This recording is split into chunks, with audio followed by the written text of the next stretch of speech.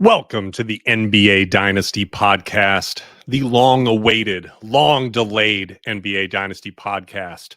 I'm your host, Matt Lawson. You can follow me on Twitter at NBA Dynasty ADP.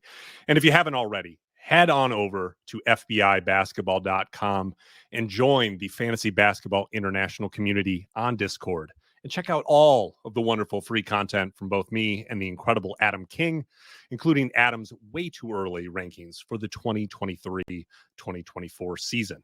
Now, wherever you are watching or listening to this, whether on YouTube or on your podcast platform of choice, please hit that subscribe button so that you can continue to get weekly shows from me, from Adam King, including his interview series that's going to be coming out all too soon, where Adam is going to be going in depth with a number of the top analysts in the fantasy basketball industry.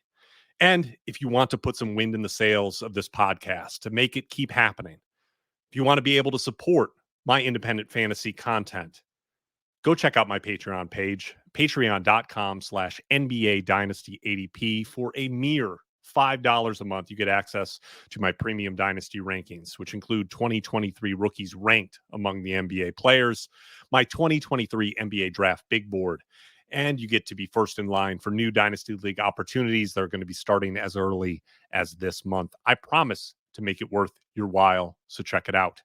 Now, we're going to have plenty of time to talk about what this podcast is going to bring to you in future episodes. We're going to strive to go as deep as possible into the NBA to be able to give you an edge in your Dynasty League. That is my promise. Today, we're going to get into what I think is one of the most important facets of preparing for the offseason, which is understanding how this past season ended. Because that's right. The season-long players, they're heading out the door. We're waving goodbye to them. They might not be back until October.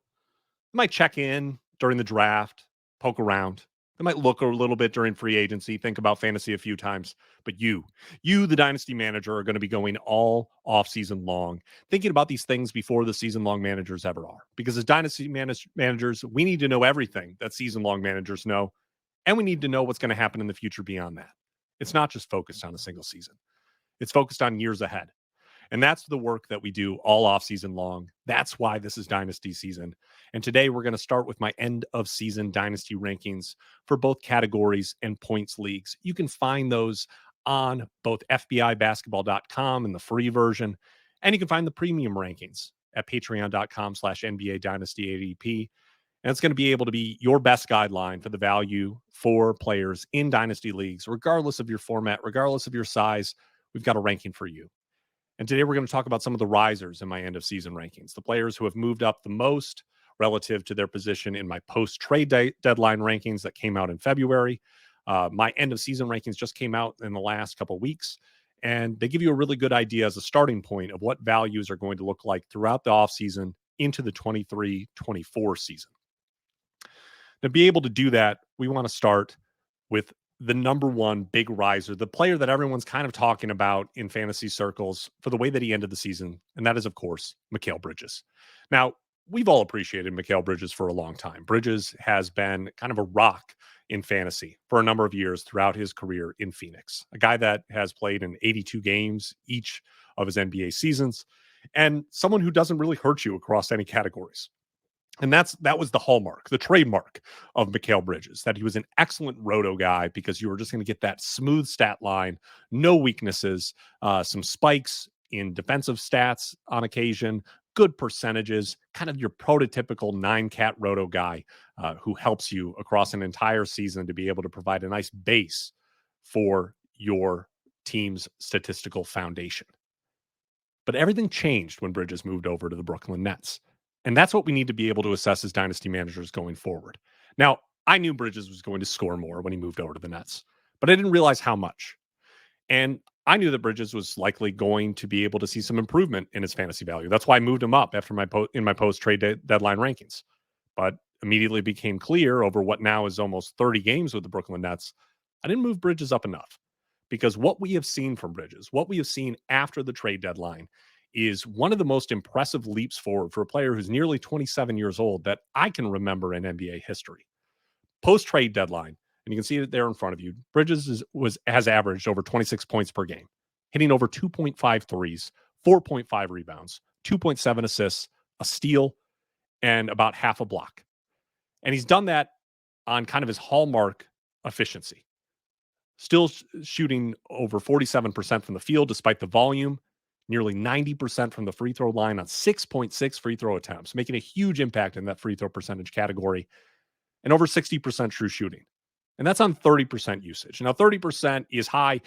It's not exceptionally high. We're not talking about someone who's kind of at that Luka Doncic level of usage, but Bridges has unquestionably put himself into the category of players who can be the number one on an NBA offense. Maybe not a great NBA offense. The Nets have struggled in many ways and had a losing record since the trade deadline when they moved on from both Kevin Durant and Kyrie Irving. But they're still a solid team, and Bridges has been the offensive engine of that team. And while we did see some decrease in his efficiency, he still managed to be able to hit efficiently from mid-range, hitting threes at an extremely high volume and finishing at the rim at his usual strong clip. So what does this mean going forward for Bridges? Now, I've moved him up in my categories rankings to number 29 in categories, just inside of the top 30. And that's a 15 slot increase from my post-trade deadline rankings. He's moved up in points from number 40 or up to number 40 over 21 slots. And points leagues are really an area where Bridges lagged behind in the past because his game was better suited for categories leagues. It was more dependent on defensive stats and percentages, which don't weigh as heavily in points leagues. Now his stat set has shifted where he's scoring a lot more, which is going to contribute a lot more significantly in a points format. So I, as you can see, have some degree of confidence that what we're seeing from Bridges is going to continue. My issue is this: the Brooklyn Nets, as we are seeing right now in the playoffs against the Philadelphia 76ers, are not in their final form. This is not the next great Brooklyn Nets roster. And there are certainly pieces that, including Bridges, that could be part of that next great Brooklyn Nets roster. But I think there's going to be significant changes moving forward. I expect that Sean Marks is going to make moves to be able to add more on-ball creation and to try to create a roster that is a little bit more balanced, that has a little bit more offensive firepower. And Bridges may be the number one into next season. That's entirely possible. He has done enough to be able to warrant that. Long term, I think he's likely a 1B to a top level creator, an offensive engine, or maybe even an excellent number two to a superstar if the Nets are so lucky to be able to acquire one. But in the meantime, what we're going to see from Bridges and what I project is that he's going to continue to be a very strong contributor in the points category and the free throw percentage category because he has shown an ability to be able to get to the line and continue to hit free throws at the same elite clip that he did during his time in Phoenix. He's going to be an elite contributor in both points and free throw percentage unless there are major changes to the Brooklyn Nets roster in the near future. And you saw that in the final portion of the season with the Nets. He was number 30 in 8-cat, number 40 in points. That's why I put him in that range in my dynasty rankings, because I think that can largely hold. That was a combination of both a super hot start in Brooklyn and his efficiency falling off a little bit at the end. I think that's something similar to what we should see next season. And for a 27-year-old player, what we are focused on is their current season production. And right now, that's what I project Bridges to do, to be able to continue on doing what he finished the season doing if the Nets roster looks similar next year, which I expect it largely will. I think they will make some moves around the edges. I think they might move on from some of the players on their team, but I do expect that Bridges is largely going to be in a similar role to what he finished the year in with Brooklyn. Now, Bridges isn't the only player who really proved to be exceptional toward the end of the season. And actually, I want to talk about a player next who is somewhat similar in his stat set to Bridges, who I think could grow into the kind of player that Bridges has now become. And that is one of our favorite rookies, Jalen Williams from Oklahoma City, J-Dub, who absolutely took the fantasy world by storm during the second half of the NBA season, made a hard push for Rookie of the Year, and put up one of the more efficient rookie seasons that you will ever see, especially on a team that exceeded all expectations in the Oklahoma City Thunder, nearly made their way into the playoffs, and have about as bright of a future as any NBA roster with Chet Holmgren's return around the corner. Now, the statistics for Williams after the break are pretty fantastic. 18.6 points, 1.23 pointers, 5.4 rebounds, 4.3 assists, 1.7 steals. And I'm going to pause there because prior to New Year's, prior to January 1st, 2023, Jalen Williams was okay stealing the ball. Wasn't exceptional. Got a decent number of steals. in his limited minutes. And something clicked because in the year 2023, from January 1 onward, Jalen Williams had the most steals in the entire NBA. So this was not a flash in the pan. This is a player who developed his defensive feel in those early weeks of the NBA season, and something clicked. And from that point onward, he was a consistent elite contributor in the steals category, and that completely changed his fantasy game. Averaging 1.7 steals after the All-Star break, Williams all of a sudden became one of the best contributors in the steals category in all of fantasy basketball. And on top of that, he was delivering elite percentages. 64% true shooting from a rookie is incredible. 42.9 three-point percentage. 88% from the line on 3.8 free throw attempts post All-Star. And this is only on 20% usage. And this is why Jalen Williams is a fantasy star. This is why I have moved Williams up to number 30 in my categories rankings, number 45 in my points rankings.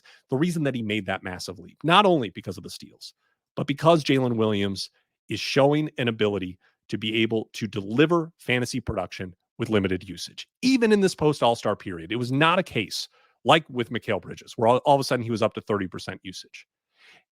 And everyone keeps saying to me, and I hear this comment repeatedly with Jalen Williams, well, but Chet's coming in, and they're going to add another lottery pick. What is it going to look like? There's too many mouths to feed. This is why we like Jalen Williams, because he had 20% usage and was delivering at an elite clip through the entire second half of the NBA season. He does not need to be a big usage player to be able to deliver in fantasy. And that is the kind of player that you want to invest in Dynasty, because they are role proof. Jalen Williams is always going to get big minutes because he is a good defender, because he can dribble, pass, and shoot, and because he has prototypical NBA wing size. This guy is not leaving any starting lineup across a very long NBA career. And his ceiling is not only an NBA All-Star, but a potential All-NBA player. We could be looking at the next great NBA wing in Jalen Williams, because this kind of efficiency at this young of an age, even for being a little bit of an older rookie, to be able to do this at 21 years old, just starting out in the NBA, suggests that the ceiling is as high as Jalen Williams can go. So I'm fully in. Number 30 in categories. I think I'm higher than anyone else in the industry. I fully believe in Jalen Williams. And I believe that when Chet Holmgren comes in, there is not going to be a significant impact on his fantasy value. If anything, I think Williams will continue on doing what he did during the second half of the season next year. And that's what I would project him to do going forward. And there's so much room for growth in this stat set. If you're watching on YouTube, you can see that career peak fantasy stat set that I project for him. Being strong in field goal percentage and free throw percentage, being strong in the points category, being elite in steals, strong in assists. But what if he starts to develop as a more confident three-point shooter? That is really the swing skill that could change everything for him. Because right now, yes, Jalen Williams shoots threes, shoots them at a fairly efficient clip, but the volume isn't that high. But what if Chip England gets Jalen Williams to the point that he's shooting high volume three-pointers? Then suddenly he takes another leap forward. And we could be looking at a guy who lives inside of the top 20, top 15 of fantasy rankings every single season. That's the ceiling for Jalen Williams, and it is exceptionally high. I cannot recommend it enough that if anyone doubts Jalen Williams in your league, if the manager who lucked into being able to get him in the rookie draft thinks that they need to sell high, they're not selling high enough. And he should be a target for you in the offseason to be able to test the waters as Chet Holmgren comes in. Maybe Oklahoma City moves up in the lottery. Maybe they make a big trade in the offseason. There could be a lot of things that scare people away from Jalen Williams. You need to be ready to pounce, because Jalen Williams is extremely real. And he's going to be a fantasy superstar for a long time. Coming up next, another player who made a dramatic leap, had incredible efficiency in only his second NBA season. That is, of course, Trey Murphy III. Now, in my end of season dynasty rankings, I've moved Trey Murphy III up 29 slots up to number 63 in my categories rankings, moved him up 26 slots to number 95 in points. And again, this is a player who lags a little bit behind in a points format because a lot of his value comes from things that have less weight in a points format. He's an elite three-point shooter, brings solid contributions and steals and free throw percentage, and he's a little bit weaker as a rebounder, low assists. And when you don't have those popcorn stats, when you're really only bringing to the table one of the three popcorn stats, you're just getting points, you're not getting the rebounds and assists, you're going to lag behind in points. But what we saw from Trey Murphy this year was efficiency from all three levels and an ability to be able to scale up that efficiency when the stars were out, when you didn't have Brandon Ingram in the lineup, when Zion was out for most of the season, when even CJ McCollum was out too. We got moments where it was high usage Trey Murphy III, and he rose to the occasion almost every single time. That is the flash that tells you that the ceiling for Trey Murphy III is way higher than we thought it was. It tells you that this is a player who not only is an NBA starter, but a potential NBA star, because that scalability, the ability to be able to take his game up a level and still maintain efficiency at high usage, tells you that there's so much more for him than just being an NBA role player. And that's why I've shifted him dramatically in my rankings. Post All-Star, you saw in 35 minutes a game, a huge role. He had 18.4 points, 3.4 three-pointers, 3.3 rebounds, 1.8 assists, 1.4 steals, 0.6 blocks. And all this is coming on 67% true shooting, truly elite, 42.2% from three on high volume, 89.7% from free throw on 3.4 free throw attempts. And folks, it's only on 18% usage. So big minutes, low usage, and delivering in fantasy to that degree. Number 38 in 8-cat per game. This is going to be a huge moment for Trey Murphy III because we're going into an offseason where the Pelicans have obviously underachieved. There are questions about Zion Williamson. And I think most people are going to look at Trey Murphy III and say, well, Zion's going to come back and those minutes are going to evaporate and he's going to be a faller next season. And I would submit this. Trey Murphy III is a better prospect and a better long-term investment for the Pelicans than Herb Jones. Herb Jones is incredible defensively. He's better than Trey Murphy III defensively. They're similar size, and Trey Murphy III is miles ahead as an offensive player. And in the long run, the spacing that Trey Murphy III is going to provide is going to be what unlocks the Pelicans' offense and optimizes Zion Williamson, which is still going to be their focus next year and in the year beyond that. So my hope,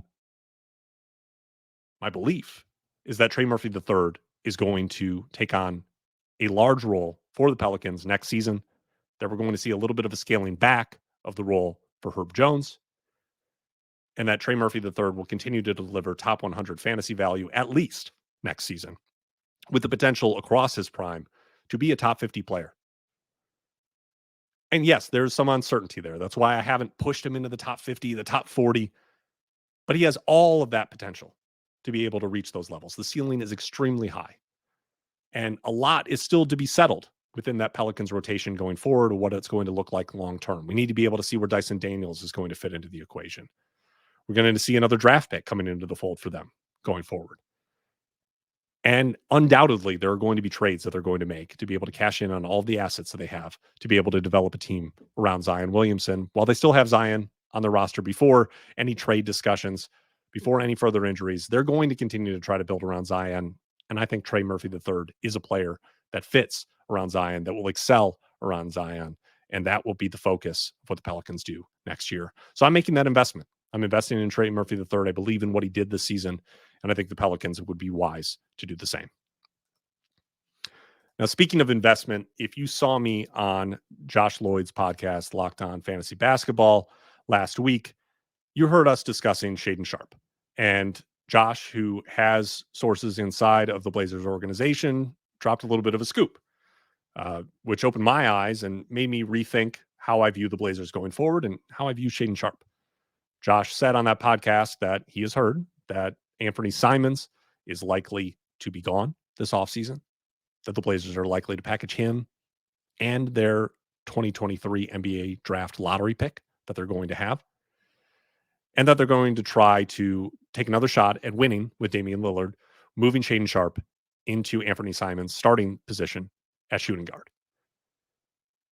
And at the end of the season, we saw Shaedon Sharpe do things that we had hoped we would see from Shaedon Sharpe. Post All-Star averaged, it had strong contributions in points and threes. And prior to that, in his NBA season, we saw Sharp in an extremely limited offensive role. Sharp was number 271 in 8-cat throughout the entire season, number 246 in points. And ultimately, he was a spot up, catch and shoot 3-point shooter. Did fairly well at that. Had some spectacular putback dunks, occasionally the fun block where he rose well above the rim.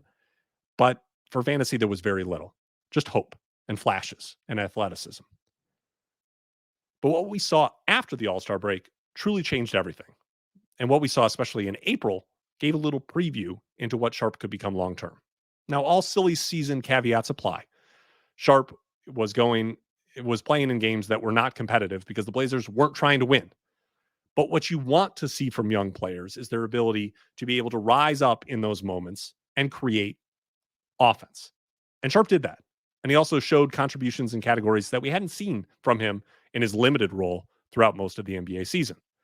In 4 games in April, Sharp averaged 22.8 points, 2.3 3-pointers, 6.3 rebounds, and 5 assists.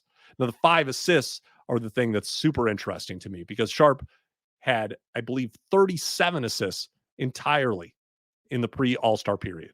That's a huge chunk of the year to only have 37 assists. And he also had 37 turnovers during that portion for an even assist to turnover ratio. Not a good indicator. But again, that was a product of role rather than what Sharp can be long-term. And I think if Sharp is going to get a starting spot with the Blazers, no, he's not going to have the kind of usage that he did during those April games. That was the Blazers intentionally trying to lose. But if they have the faith to be able to make him a starter, if he's going to be put into that position, if he's going to be able to do, I think you're going to be able to see something pretty similar to what we've seen from Anthony Simons translated over to Shaedon Sharp in that role in 23-24. And that's why I pushed him up in my rankings. And honestly, I'm going to be giving thought to whether he needs to push up more. I think that will likely happen if Simons gets moved, because I don't know if that's a certainty. Plans can change. But if Sharp truly is going to be inserted as a starter, he's likely going to need to move up further because the upside is a star scoring wing in the NBA. And those are extraordinarily valuable in fantasy. And I believe in a player with this athleticism and wingspan developing more in categories that he doesn't contribute in right now. I think he can at least be a solid contributor in steals and blocks long term, even though he hasn't shown that so far in his NBA career. You saw an uptick in his block rate throughout this season. And I think that is something that can continue because this is a player who all of a sudden realized with his vertical leap how he could time that to be able to block shots in the NBA. And he started to see it more and more as the season went on. Some pretty spectacular blocks. I think that can continue. With a player with his wingspan and lateral quickness can develop feel to be a better help defender. And once that happens, I think he could jump passing lanes and get more steals. And we definitely saw at the end of the season that his scoring gravity could lead him to be able to get assists, which he did late in the season as the primary offensive engine for the Blazers. So overall, I see a prospect with an extremely high ceiling because he can already shoot. And often we have these super athletic wings. And the question is, well, if they shoot, Shaedon Sharp can already shoot. That's huge. That's why I have confidence in him. That's why I've moved him up to number 75 in my categories rankings, up 15 slots, up to number 81 in points, up 19 slots. Because a player like this that can already shoot, that has this kind of athleticism, is just waiting for a little bit more skill development, waiting for a larger role, and then they can explode. And we got a flash of that at the end of the season that I believe in as being sustainable once he enters his prime going forward. And as one of the youngest players in the NBA to be able to do what he did, playing on a team that was trying to win through most of the NBA season, I think we could see that big leap forward as soon as next year, possibly by year 3. And the Blazers' investment in Sharp makes me want to invest in him in Dynasty. Now, if you were following fantasy basketball toward the end of the season, one of the biggest developments was Immanuel Quickley. And this predated Jalen Brunson's injury, which kind of thrust Quickley into a larger starting role. He had that huge game against Boston that everybody watched that kind of put his star on the map in this NBA season. But even prior to that, we saw Tom Thibodeau finally gain confidence in Immanuel Quickley. Finally start to see Quickley as someone who could not just be a role player off of the bench, not just a instant offense sixth man, not just a spot up shooter, but a core contributor that he trusted defensively. And as a result of that, as of a result of that confidence that we saw invested into quickly and the development in his game, I've moved him up to number 97 in my categories rankings, up 36 slots, 93 in my points rankings, up 52 slots. And I know that sounds like a huge leap forward, but what we saw from quickly during the second half of the NBA season suggests that he is not only a future starter, but a potential fantasy star. Post All-Star break, quickly averaged 21 points per game, 3 3-pointers, 4.5 rebounds, 4.2 assists, 1.4 steals, 0.3 blocks on 60% true shooting, 40% from 3, 81% from the line on 3.7 free throw attempts, on 25% usage in 32 minutes. That's good enough for number 46 in 8-cat during that stretch and number 55 in points. So there's proof of concept. On a team that was winning, on a team that was trying to win, Immanuel Quickley was playing 32 minutes a night and delivering top 50 value. So if that doesn't sound like the kind of player that you want to invest in Dynasty, especially at his young age, then I don't know what you're looking for. And I get it. A lot of our opinions of Quickley were kind of baked in the last few seasons where Tom Thibodeau didn't seem to trust to give him enough minutes and a big enough role, where RJ Barrett was getting all of the opportunity and Quickley was waiting in the wings. But that shifted throughout this season. And I think that it's going to continue to shift going forward because Quickley has developed so much in his game. He's become a strong rebounder. He's become a solid defensive player. He's overcome some of the limitations physically that limited him and made him a lower end NBA draft pick. And for me, I think that Quickley is going to be able to be an NBA starter across his career. I think his shooting and development defensively is going to make him a big minute starter, whether that be for the Knicks or anyone else. His prime is going to be easily a consistent top 100 fantasy production stretch. And I could push myself up to top 75 or top 50, depending on the context that he gets to play in. And right now, I don't know if a lot of people in your league view him that way. I don't know if Immanuel Quickley is viewed as even a starter to a lot of people because he's going to win sixth man of the year. He's viewed as kind of an instant offense guy, a smaller guard. I don't know if the perception in your league is that Immanuel Quickley is going to make that leap to fantasy stardom going forward. And if it isn't, if someone's looking to sell high, this is not a sell high. This is a buy. I'm invested in Immanuel Quickley. I think you should be too. And he's someone that I'm going to be looking to acquire in as many leagues as possible this offseason. Now, if we're talking about big leaps from players who've kind of taken that shift from role player to starter, you have to talk about Austin Reeves.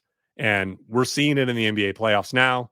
In game one, Grizzlies-Lakers, Reeves kind of put himself on the map to a national audience that may not have been paying attention to the progression that he made during the second half of the season for the Lakers.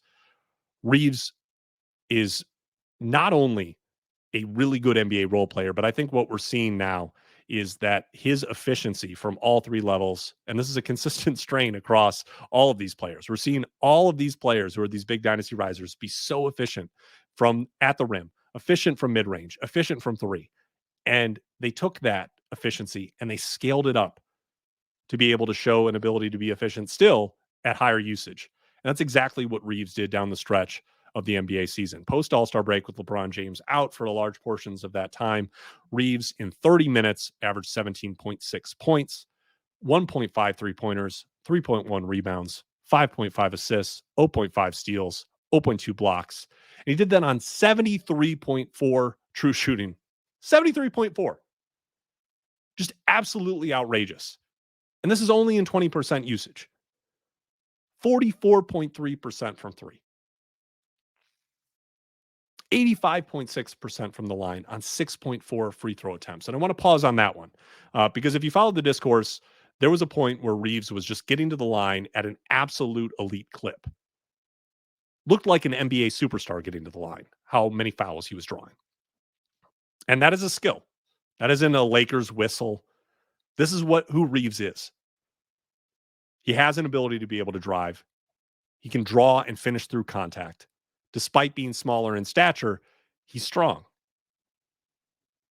And Reeves is not just a three-point shooter. In fact, that's not even close to the best part of his game.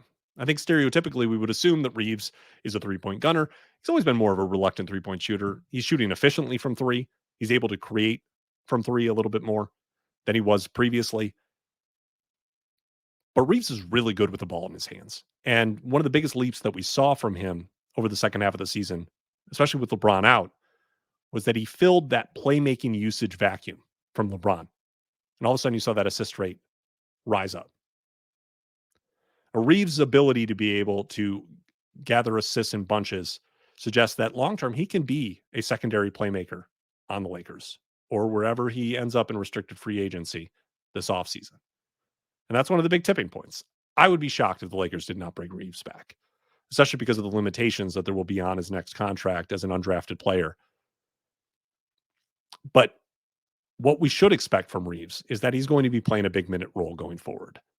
You cannot put the toothpaste back in the tube on Austin Reeves at this point. He has proven to be too good, too efficient as a scorer, has proven himself to be solid enough defensively as an on-ball defender, still has work to do as a help defender, but the offense is good enough that it supports the big minutes. And honestly, right now, I have him at number 118 in categories. That was up 93 slots. Number 120 in points. That's up 108 slots because of what we saw his game scale to with a bigger role, with LeBron out and now with LeBron back. That might not be high enough. This could be a guy who is about to go on a stretch of top 100 seasons for a long time. And I'm going to be intensely interested to see how the roster for the Lakers gets constructed next year and how Reeves fits into that. But at this point, I think there's no doubt that he's going to be playing 30 plus minutes a night. They can't turn back on that. He needs to be prioritized over a D'Angelo Russell, a Dennis Schroeder, a Malik Beasley. He already is, and I think he will continue to be. Because Reeves is legitimate. This is not a flash in the pan. There are star qualities here. His ability to be able to draw fouls, the playmaking, the efficient scoring at the rim. Reeves is 95th percentile in the entire NBA at efficiency at the rim. 95th percentile for all players, not just guards, not just players his height. The entire NBA, 95th percentile. 97th percentile from mid-range this year. 84th percentile from three. That's his weak point, 84th percentile from three. So that kind of efficiency cannot be ignored. And he did it last season too, just in a smaller role. So he's going to keep growing. He's going to continue to have a large role for the Lakers. And you should be investing in Austin Reeves in Dynasty, even with the deficiencies in his game. He's never going to rebound. He's never going to get defensive stats. That's likely not coming. But if the minutes are high enough, the steals could be okay. And you're going to take it because you're going to be getting strong percentages, solid contributions in points and threes, and really good free throw percentage from a guy who can actually impact that category because he can get to the line so often. So while many might think that Reeves was just a product of LeBron being out, don't buy that.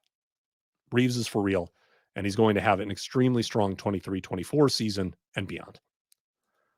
All right, now those are some of the big breakout stars of the final portion of the season, the guys that I really wanted to highlight. But there's a few young players that I want to talk about that showed some interesting things in the G League that need to be highlighted, that can't be ignored at this point. And first, I want to talk about Ousmane Dieng. Now, Dieng was kind of the forgotten lottery pick, along with Johnny Davis of the 2022-2023 NBA season. We didn't see a lot of Dieng. He played a little bit early in the season for the Thunder in a small role. Then he disappeared for a while with both injury and spending time with the Oklahoma City Blue in the G League. But something happened. For an extremely young player, a 19-year-old, Dieng made some huge developments in the G League that we need to be aware of because they didn't entirely show themselves in stat lines in the NBA, and many people in your league might not be aware of them. They might think Ousmane Dieng is just a bust, or they've forgotten about him entirely. Easy to do, considering that his teammate, Jalen Williams, took all the headlines. That's the lottery pick that everyone remembers from the Oklahoma City Thunder this year. But at 6'9", with a big frame, Jang has the potential to be a long-term starting power forward for the Oklahoma City Thunder next to Chet Holmgren. And that's a spot that we should have a lot of interest in going forward. Who's going to fill that role in the front court next to Chet Holmgren? Are they going to put a more traditional center next to Chet? Or, as I suspect, are they going to try to continue to build out their roster the way that Sam Presti seems to be doing in the draft? Getting a bunch of guys who are 6'6" and above, a lot of them 6'8", 6'9", who can dribble, pass, and shoot. Presti is building this super-sized lineup of skilled players, and Jang fits into that mold. That's why we need to take notice. Now, in the G League, Jang played 34 minutes a night over 20 games. He averaged 16.5 points, and hit 2.3 3-pointers, had 8.3 rebounds, 3.7 assists, and some minor contributions in steals and blocks. But what was interesting is that he was attempting 6.5 threes a game. Now, that's not uncommon in the G League. A lot of guys are putting up a lot of threes. It's very up and down. But it's important for a player who's only 19 years old like Jang to show that kind of confidence in his three-pointer. And it extended into when he returned to the Oklahoma City lineup in the second half of the season. Jang played in 20 games after All-Star weekend, and he averaged only 14 minutes a night. But in those 20 games, he attempted 2.7 three-pointers across those 14 average minutes. That's 6.9 attempts per 36, which would have put him 78th percentile across the entire NBA for the season. That's the kind of volume three-point shooting that will get him into the lineup going forward. That's going to expand his minutes because defensively, there's incredible potential because he has playmaking ability, because he can rebound because of his size. He's bringing all of those things to the table. There's the tool set for a long-term NBA 4 who has defensive versatility, who can space from the outside, who can do some secondary or tertiary playmaking. All of the things that the Oklahoma City Thunder value, Ousmane Dieng brings to the table. That is why they prioritized him in the draft, because he fits their vision. And that makes me think that they're going to give him the opportunity long-term to be that piece next to Chet Holmgren, that he could play with Giddey and Shea and Jalen Williams and Chet and be a big part of that core going forward. Now, a lot can change for Oklahoma City. And that's why with Jang, I have moved him up to number 147 in my categories rankings. That's up 83 slots. Number 175 in points. That's up 45 slots. I'm saying that he needs to be rostered in all dynasty leagues, but I'm not projecting the kind of confidence where I'm saying the huge breakout is coming. It's possible. And I think there's a lot of indicators that he could break out either next year or the year after. But so much is in flux in Oklahoma City that we're not pushing our chips all in on Ousmane Dieng. We just see the outline of what Oklahoma City is trying to do and how he fits into it. And if it happens, if he becomes a big minute player, we're seeing the outline of a fantasy stat set that could be valuable. So this is a guy who's probably forgotten in the shuffle. I think a lot of people, especially because they have doubts of, there are too many mouths to feed in Oklahoma City. That's what everyone's going to be the constant refrain once Chet comes back and they bring in another lottery pick or they make some trades to add in more veteran pieces. Too many mouths to feed. Too many mouths to feed. That is a fantasy myth in basketball because guys contribute in ways other than scoring. And what everyone focuses on is, where are all the shots going to go? As if that's the only way that you can contribute in fantasy basketball. Dieng is a guy who can hit a bunch of threes and contribute in solid contributions in assists and rebounds and blocks. That's the kind of player that can be a lower usage player and still be valuable in fantasy. And it's a player that I'm looking to invest in this offseason because I think he's kind of gotten lost in the shuffle and people might not be aware of the growth that he made throughout this season. Now, if we're going even deeper under the radar, if we're talking about truly forgotten first-round picks, we have to talk about Peyton Watson. I talked about Peyton Watson a little bit with Josh Lloyd last week on his podcast, but I'm going to bang the drum again because Peyton Watson went from a player at UCLA in his single college season who barely played, averaged like 3 points per game for a good UCLA team that just didn't really have space for him. He went from that to being somewhat of a surprise first-round pick A guy who was a high-profile recruit, great NBA frame, great athleticism. But the Nuggets took a chance on him at the end of the first round. And it raised some eyebrows, but they seemed very confident in it. And if you were just watching what happened in the NBA, it was difficult to find too many positives for Peyton Watson until the final few games of the season. But what he was doing in the G League, that is where we saw an incredible leap forward to the player that before last college season, we thought Peyton Watson could be. We thought he might be one of the top freshmen in the country, and it didn't happen. But it did happen this year with the Grand Rapids Gold. Across 19 games, Peyton Watson averaged 20.5 points, a 3, 7.2 rebounds, 3 assists, 1.5 steals, 1.4 blocks on a nearly 57% true shooting. And he also had above 80% from the free throw line on 3.8 attempts. Now, this was a big usage role. They let Peyton Watson explore the studio space in the G League, test out what he could do. But players, especially young players, don't always do this with that. And what's exciting about Watson is that there's the per minute production because of those defensive stats for him to be a fantasy contributor, even just as a bench player. And at the end of the Nuggets season, in the last 6 games, Watson actually got real minutes. And you saw it happen. During that time, in his final 6 games, Watson played 22 minutes a night, and he averaged 7.5 points, 4.7 rebounds, 1.5 assists, and 1.7 blocks. And these were some spectacular blocks if you go find the highlights. Watson is even making appearances in the playoffs so far. It's pretty clear that the Nuggets are developing confidence in him to be a part of their rotation as early as next season. And it makes sense because Jeff Green, who is kind of defying father time, playing great at his age, is an expiring contract, an unrestricted free agent. And given the cap situation that the Nuggets have, there's a good chance that Jeff Green is going to be moving on to another contender, maybe for his final NBA season. Maybe he's got a few more in him, but it might not be in Denver. And if it isn't, all of a sudden those 19, almost 20 minutes that Jeff Green was playing tonight in Denver are open.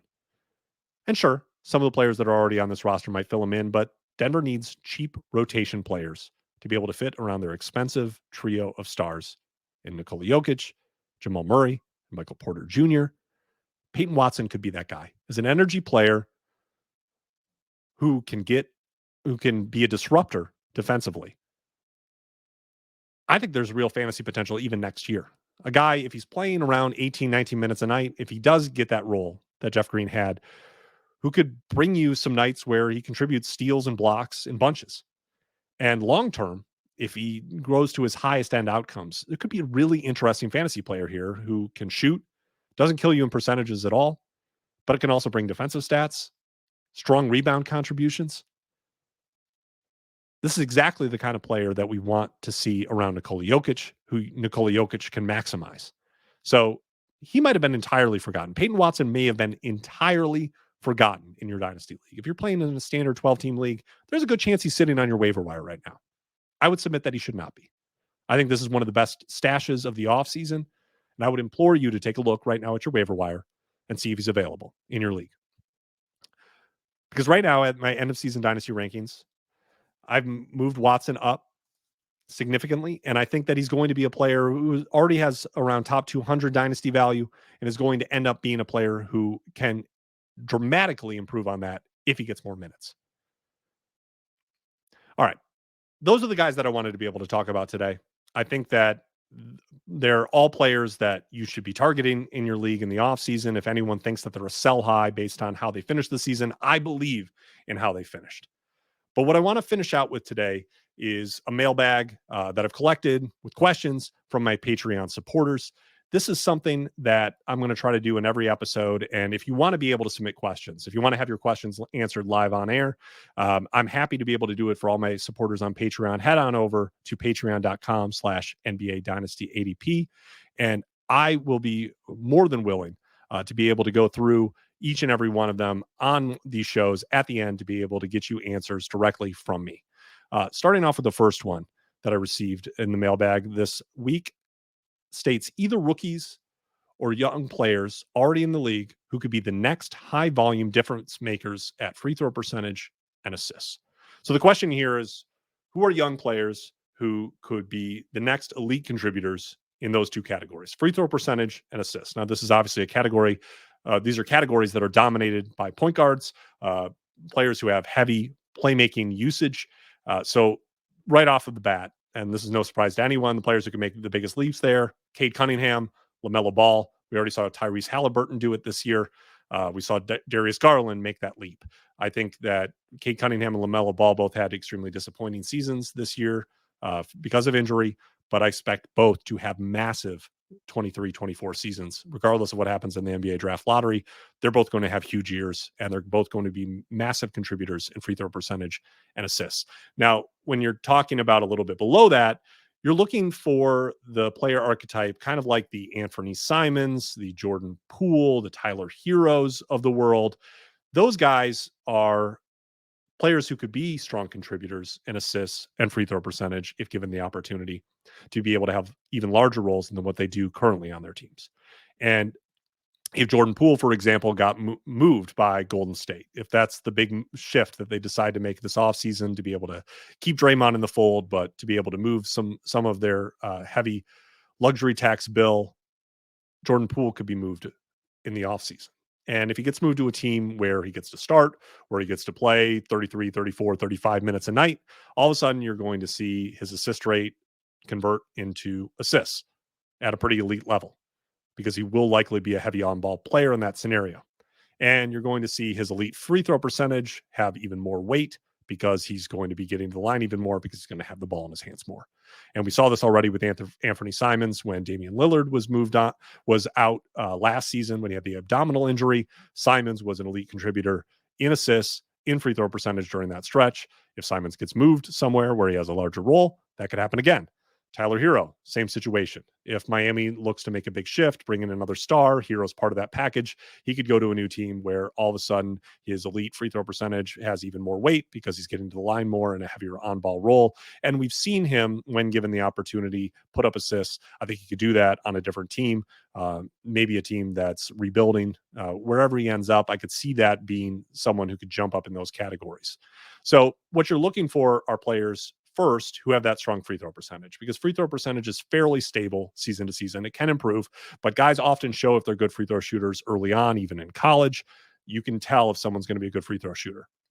Kind of off the radar for this, to answer this question, Franz Wagner, he was, I think, 90 plus percentile in potential assists this year, and showed really strong assist numbers down the stretch for the Magic, and he's already a strong free throw shooter. So there's a future where the Magic lean on that playmaking from Franz even a little bit more, and they just have a team that hits more shots. So those potential assists convert into real assists, and Franz becomes a strong assist and free throw percentage contributor. So find those guys who are strong in free throw percentage, and then look for guys who maybe with a different role could jump up in assists. Another one is Tyrese Maxey, who kind of fits into that Simons Poole archetype. Because if we've seen before James Harden came to Philadelphia, that Tyrese Maxey was putting up really strong assist numbers. Anytime Harden's out, Maxey's assist numbers jump up. So in a scenario where James Harden leaves, you could see Maxey go back into what he was pre-Harden, have that strong free throw percentage that he already has, see that increase because his usage will increase. He's going to be drawing more fouls, and also see the assist numbers come up to fill the playmaking usage void that would be left behind if Harden left. So those are some of the players that I'd be looking out for, and that's the kind of archetype that you want to be looking out for: strong free throw percentage and opportunity to grow in assists. Next one here, who from the Rockets' young core will retain/increase value? At some point, with all these young guys and more top guys incoming, some will have to take a back seat. I think that's exactly right. Right now, Houston is an extremely strange roster that does not make sense and is not sustainable long term. They have a bunch of young pieces. It's unclear whether they can fit together. But the first big move is going to be to see who they hire as a coach. The focus so far seems to be on establishing a defensive identity, which I think is exactly what needs to be done because it didn't happen under Steven Silas. You're looking at them interviewing Ime Udoka, Frank Vogel. Those kinds of coaches are going to come in and try to establish a defensive identity for that team that desperately needs it. I think that could create an incredible opportunity for Tari Eason, who has the tools to become an elite wing defender, massive hands, long wingspan, great lateral quickness. Eason knows how to jump passing lanes. He can pickpocket, steal the ball. I think he could be a massive fantasy and real life contributor if given the opportunity. And if a more defensive minded coach came in, I could see Eason being kind of a favorite there as long as he can earn the trust of that coach and really lock in on that side of the ball. His minutes could jump up dramatically because he's such a disruptor, and he could become long term a lockdown wing defender, which every NBA team needs.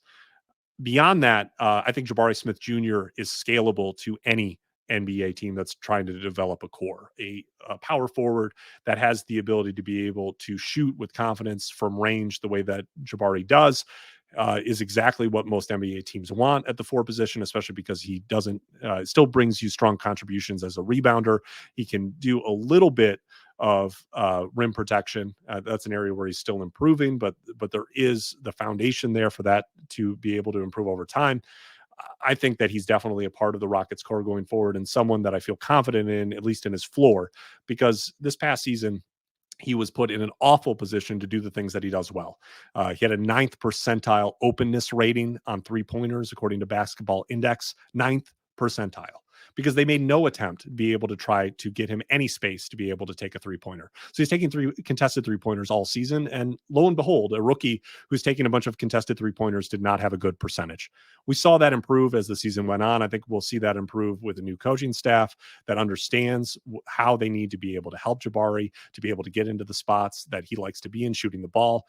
It's going to improve for Jabari, and I like him long term. Now, you haven't heard me mention Kevin Porter Jr. so far. I think that long-term Kevin Porter Jr. is probably not a starting point guard in the NBA. I think he's better suited either to be a 6-man or likely to be able to shift himself into being more of a role player, because he can be a good catch and shoot 3-point shooter, because he could be a really great secondary playmaker. But that's going to take a shift in mindset for him. Jalen Green, I am still invested in. I think there's been too many flashes of what his athleticism can look like on an NBA court. That as he develops physically, is able to finish at the rim a little bit better. He can still become a really good NBA scorer. And I think that can fit into the long-term plan for Houston as well. And of course, last but not least, Alperen Sengun. Now, Sengun obviously became the scapegoat of Steven Silas throughout this past season. He was pulled from games because the Rockets were getting toasted defensively. And if you watch it, yeah, there are times where Sengun looks a little bit awkward, like a lot of NBA centers who are put on an island, especially guys who are a little bit less athletic. You can see this all the time with Nikola Jokic, Domantas Sabonis, guys where if they are having to face a defender coming downhill with a full head of steam who's just blown by their defender, which all too often happened with Houston, with Jalen Green, Kevin Porter Jr., and Jabari Smith Jr., all being poor defenders on the perimeter this past year. Sengun looked awkward at times, trying to be able to decide on 2 awful choices, either trying to, close out on a driving player, or to be able to stay on his man and not give up a easy pass for an uncontested dunk. So I think that as the defensive fundamentals around Alperen Sengun improve, he can at least become kind of a Nikola Vucevic. Someone who isn't going to really help you defensively, but might not kill you either, because he has really good feel, because he's an extremely intelligent player, because I do think he communicates well defensively, and he does make an effort a lot of the time. There are times where all of Houston looked like they weren't making an effort, and they had a horrible defensive identity. They didn't have a defensive identity. I think that can improve. I think Sengun can be a part of the next really great Rockets team. But it's definitely something to look out for, because if a defensive coach comes in, they might want a defensive center. And you could see Sengun moved on from in the next season.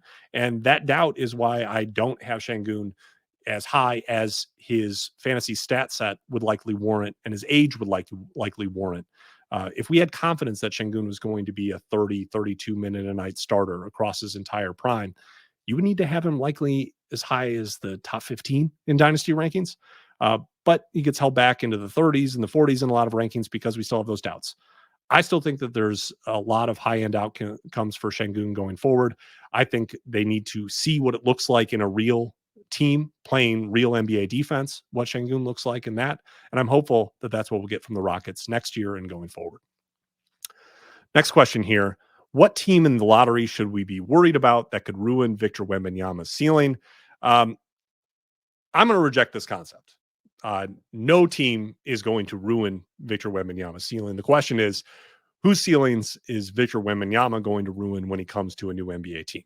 And we're going to see that in a little over 3 weeks when the NBA draft lottery occurs and see who gets the number one pick.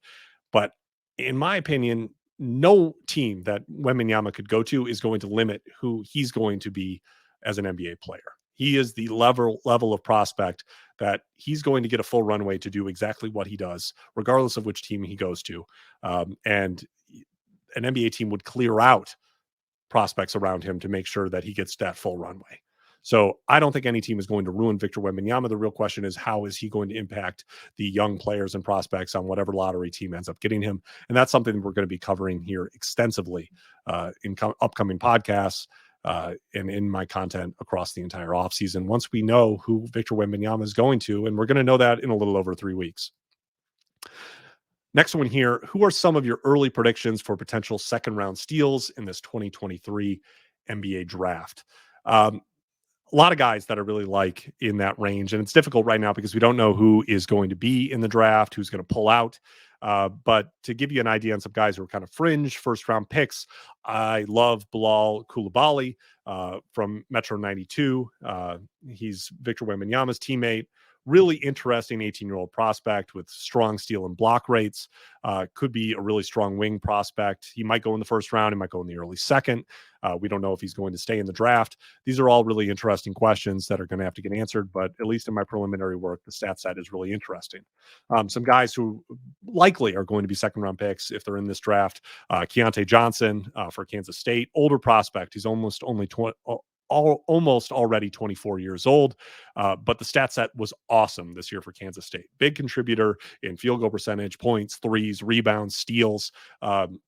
No real strong deficiencies in his fantasy game. And so while he's older, for second round picks, I don't really care about that. I just want a fantasy stat set and a prospect that might actually get minutes. And if they're 24 years old already, fine. Because at that point in a rookie draft or in a real life NBA draft, I just want contributors. I want guys who are going to be in the league. So Keontae Johnson has all the markers of someone who could be a contributor in fantasy if he got the opportunity to play, someone who might get opportunity to play early, whether that be on a two-way contract, or maybe he does end up getting drafted high enough to be able to get some kind of guaranteed deal. I really like Keontae Johnson.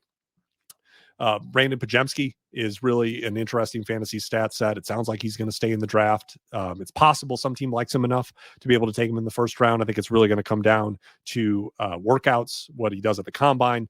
But if he could be a potential second round pick.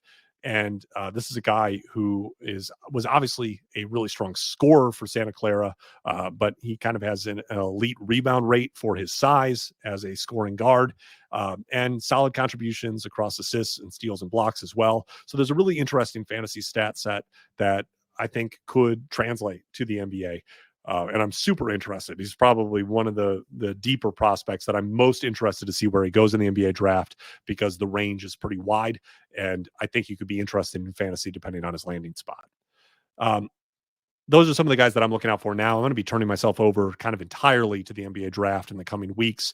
Once the lottery happens, that's going to be kind of me shifting into focusing on that, getting out rookie rankings for points and categories leagues, building out my big board with all the advanced stats that I like to look at. And we're going to be focusing on that a lot in this podcast as well. All right. Who are your top 10 real salary players next year? Now, if you don't know, real salary leagues are leagues, usually dynasty leagues, but sometimes you can play it in season long as well, where you have to play within either the NBA salary cap, the soft cap, the luxury tax threshold, something similar to what the NBA's cap structure looks like. You need to build your roster out within that framework using real NBA salaries for all of the players in the pool. I love this format for Dynasty. I think it's the best format, especially for deeper Dynasty leagues, because naturally, as a team gets really good in Dynasty, it's going to get more expensive in real life too. And it forces the top teams to constantly turn over those more expensive players to be able to stay within the cap. So this creates natural parity and turnover within the league that prevents teams from trading their way into an absolute juggernaut team. And it actually makes 30 team, 20 team leagues work, because no team can stay at the top without constantly trying to make moves every year to stay within the cap, if they have a strong team, because that strong team is just naturally going to get more expensive. Now, you're talking about top 10 real salary players. I think this is something that I'll probably do in dynasty rankings. But to give you all an idea, when you're talking about real salary leagues, it immediately puts a huge value on rookie contracts, especially players who can contribute in fantasy on their rookie contracts. So someone like Jalen Williams, Walker Kessler, I think Paulo Banchero next year, Chet Holmgren, they're all going to be incredible values in real salary leagues because they're on rookie contracts, and they're going to be on rookie contracts over the next 3 seasons. So if you're in a season-long league, they're cheap next year. If you're in a dynasty real salary league, they're going to be cheap for the next 3 years. And even after that, they're cost controlled somewhat because their second contracts are limited, even on max deals, to be either 25% or 30% of the salary cap, which is a lot less than what you can get on some of the super max deals that the NBA stars on their third or fourth contracts are on. So there is some value there. Guys that I really like, obviously, Cade Cunningham, LaMelo Ball, Anthony Edwards, Tyrese Halliburton, all real salary stars because they're still on their rookie contracts, but they'll also be able to produce, I think, next year around top 25 or higher levels. Halliburton could be a top 5 player next year, and he's on an extremely cheap deal next season. Now, obviously, he's going to go up after that. We're going to see him get his second contract. It's almost certainly going to be a rookie max extension. It might even be a Rose Rule max extension where he's getting 30% of the salary cap. But we've seen that those kinds of players, even on those deals, can still be huge values in real salary. So those are some of the players that I'll be looking out if you play in that format. Next question here. What are my long-term thoughts on Jalen Suggs? It was obviously a disappointing second season from Suggs. It was a disappointing rookie season as well. There was some improvement. He was more efficient from the field. He did not lose confidence in his three-point shot. He continued to take them. He hit them at a better clip this past year, even though it was below league average. I'm still hopeful on Jalen Suggs, and maybe I'm just holding on too deeply to my pre-draft evaluation where I really liked him. But I think the reasonable high-end outcome for Jalen Suggs is still something like Marcus Smart. And I think there's still a glimmer of possibility that he could be kind of a discount Drew Holiday, because the defensive ability, the steal rate is awesome. Improved in his block rate this year. I think he's going to contribute defensive stats if he gets minutes. The swing skill, of course, like it is with so many players, is can he hit a shot? Because if he can at least be a good catch and shoot three-point shooter, if he can still deliver some secondary playmaking on that Magic roster, I think he can be a big minute starter. And if that happens, you're going to get those elite steals. You're going to get solid contributions from blocks. And he can kind of live in that top 75 range at least and hover around there like Marcus Smart has across his NBA career. That's still on the table for Jalen Suggs. But we want to see that leap forward next year. We want to see in year 3 him make some progression. And I'm hoping we're going to be able to get that from him. Even though it's getting a little bit more crowded in Orlando. And I'm really interested to see what the Magic do, adding in more draft picks this year. It's going to be difficult for them unless they move on from some players like Cole Anthony. Maybe they move Jalen Suggs. It'll be interesting to see what they do and how that's going to shape the trajectories for all these young players going forward. Something we're going to be watching extremely closely, especially after the lottery next month, to be able to figure out where the Magic roster is headed. Next question. Who do you consider to be sleepers in a 12-team 9-cat league? Not to criticize this, but this is exactly the kind of question where we need more context, because not all 12-team leagues are built the same way. Some of them you can only roster 13, 14 players on a team, and that creates a pretty small pool of players that are rostered. So who's a sleeper in that league is a lot different than a league where you can roster 20 or 22 players per team. And all of a sudden, the pool of players nearly doubles in size. So the sleepers that you would find in that kind of league are a little bit different. So, kind of as a teaching point here, when we have questions like this, when you're asking questions to a fantasy analyst, make sure that you're contextualizing about how many players are rostered in the league, because then it can be a lot more helpful to be able to give you some ideas. Because you can look at my dynasty ranks if you're league roster on 200 players and see players who are ranked around that 200 range and see who's available on your waiver wire, and you'll get an idea of amongst young players who I think is a sleeper. So that would be my focus. Try to look at how many players are rostered in your league and find that range within the dynasty rankings to be able to find sleepers. Second to last question here. What's Jaden McDaniels' fantasy ceiling in 9-cat? I love Jaden McDaniels. You all know that. I made a big investment in him in my rankings before the season, and I think that largely paid off. McDaniels per game, hovered around that top 100 range, but we saw him become the defensive wing that we thought he could be last year and that we thought he would rise to be once the Gobert trade happened and it opened up a bunch of minutes for him. So the minutes are there. The defensive ceiling is extremely high, which is going to make his minutes consistent. But what really interested me with Jaden McDaniels is that we started to see flashes of the prospect and player that he was before he came to the NBA. When he was at Washington, when he was in high school, this was a guy who was not seen as a defensive prospect. That was kind of came as a surprise in his NBA career that he's developed into that kind of player. He was more of a scorer, kind of a big wing who had some handle for a guy who was 6'9", who showed an ability to be able to get to the rim.